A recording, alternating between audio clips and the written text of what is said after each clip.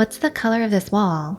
It's kinda white, but not exactly, because this is white. And there's definitely some off-white and cream, especially in person, but it's also distinctly shot through with green and blue, sage and teal. It's like an incorrectly white balanced photo or some tungsten films, or just the effect people like to create in their photos.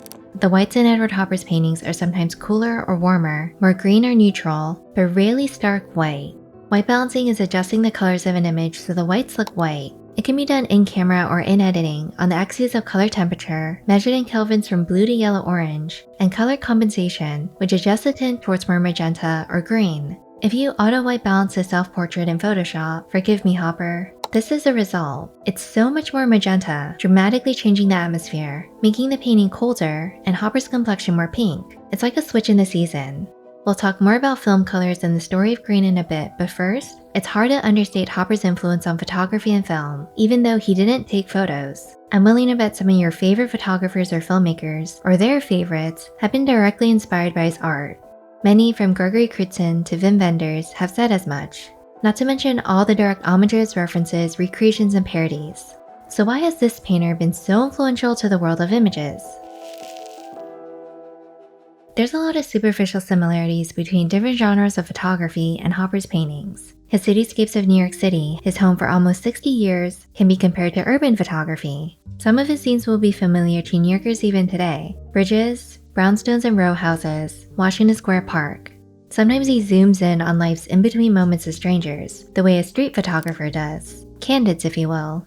And beyond the city, his work depicts his travels across America, including the California hills, South Carolina countryside, Maine lighthouses, and Cape Cod's barns. This New York Victorian mansion is said to have inspired the house in Hitchcock's Psycho and Terrence Malick's Days of Heaven. These remind me of the carefully framed images of a travel photographer who shoots landscapes, transportation, signs, gas stations, and hotels. And his most famous painting, Nighthawks, depicts a diner, the quintessential American restaurant. But Hopper said, "I don't think I ever try to paint the American scene. I'm trying to paint myself." And I think he might be referring to the light and the atmosphere, the quiet that's sometimes calm and sometimes unsettling. In contrast to the bustling realism and abstract expressionist paintings of his contemporaries, Hopper evokes quiet with pared-down scenes. His compositions emphasize order, lines, and geometric shapes from hard, direct sunlight. Hopper understood light. Having studied Impressionists early on, he understood how light wraps around a face, how late afternoon sunsets create warmth and long shadows, how shadows are cooler in contrast, but are also tinged by the light from the blue sky. And compositionally, he knew how to layer light and dark, an effect that creates depth and contrast in paintings, but also in photography. People's features are made up of just a couple of brushstrokes. The ear is just two, the nose is just a triangle of light. They're simple planes of color that appear detailed as you zoom out. So Hopper's brushstrokes can be realistic, but they can also be too clean. There's a lack of grime, or crowds of people you'd expect in a city, and minimal details, like no glass windows or eyes, creating a sense of surreality, of the familiar turned uncanny. Like these photographs, his scenes can have a smoothness, a staged artifice. The small figures are posed like dolls, and the theatricality does make sense, given his love for theater and the movies.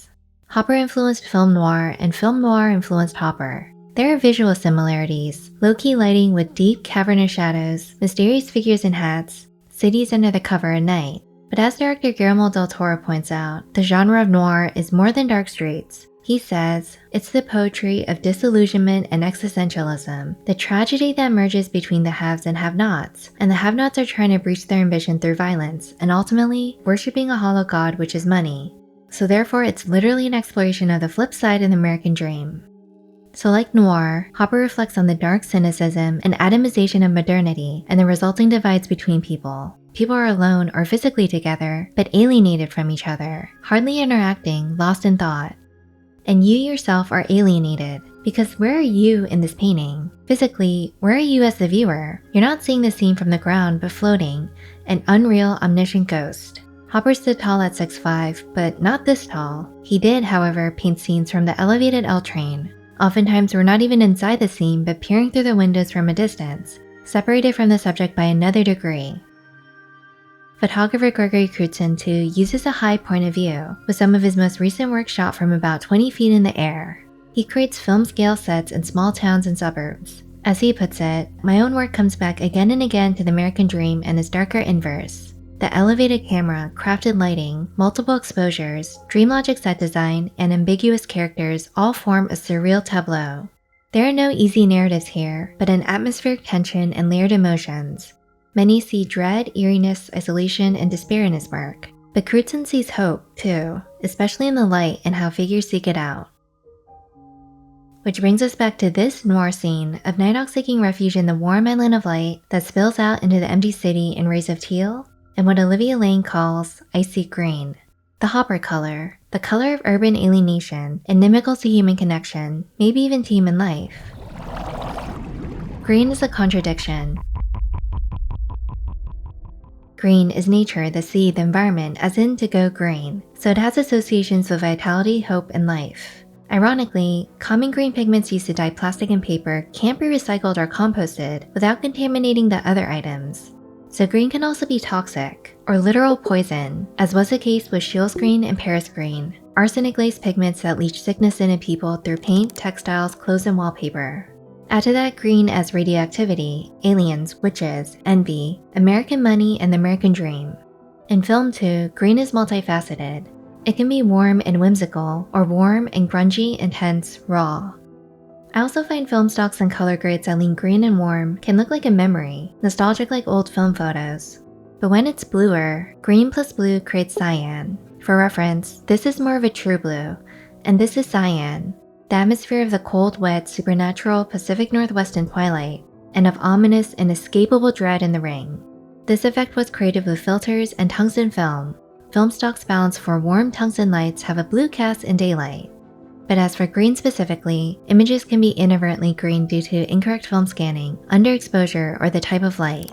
Fluorescent lights may look neutral to our eyes in person, but on the emission spectrum, they have uneven emissions with more green. While light gels, lens filters, or calibration on grade cards can be used to counteract the green, many filmmakers embrace it and have created a filmic language that endures even without practical fluorescent lights. So green offices, schools, and hospitals have come to represent the monotonous buzz of bureaucracy. Director David Fincher famously loves green, or rather, hates its counterweight magenta. I think it sucks. And I think that the idea of like pink, healthy, happy people is fraudulent and needs to be destroyed.